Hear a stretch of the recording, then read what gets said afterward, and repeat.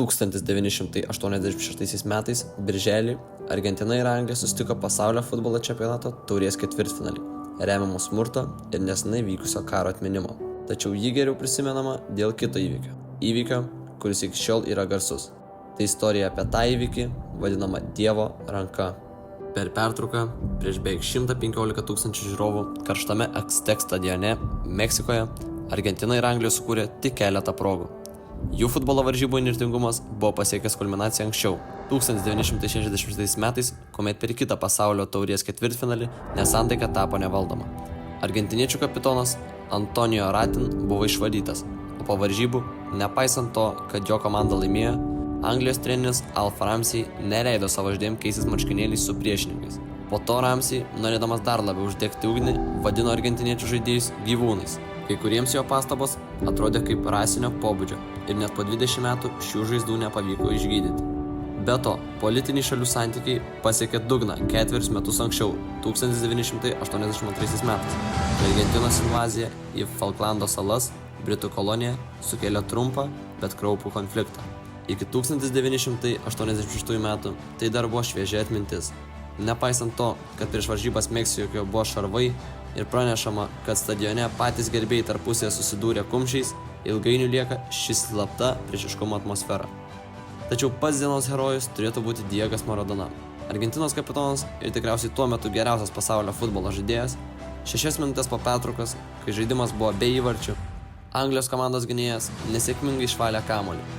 Kamuolys atšoko atgal į savo baudos aikštelę. Kai jis pakilo link vartininko Peterio Shiltono, atrodė, kad nėra didelės grėsmės. Maradona buvo įbėgęs į baudos aikštelę, bet jo 1,62 cm ūgis buvo nieko palyginamo su virš 1,80 cm ūgio Shiltonu. Ar bent jau taip turėjo būti. Bet kai jis pakilo varžyti su Shiltonu dėl kamuolio, Maradona nulenkė riešą ir nusiuntė kamuolį virš vartininko, o šis atsitrenkė į tinklą.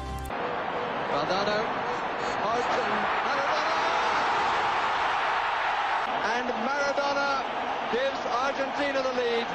This is where the ball came from Hodge. Maradona had continued the right. Or was it a use of the hand that England are complaining about? Anglijos žaidėjai piktinosi, ragindami teisėją atšaukti įvartį dėl akivaizdaus rankos žaidimo. Bet Tuniso teisėjas, kuriam buvo trukdoma matyti, ignoravo jų protestus ir užskaitė įvartį. Parodęs pasauliui nuoširdžią savo išdykaujančią pusę, Maradona tada atskleidė savo neišpildomą klasę. Paėmęs kamuolį ties vidurio liniją, Maradona ėmė guldyti Anglijos gynybą, įveikdamas 6 žaidėjus ir apgaudamas Shiltoną ir padvigubindamas Argentinos pranašumo.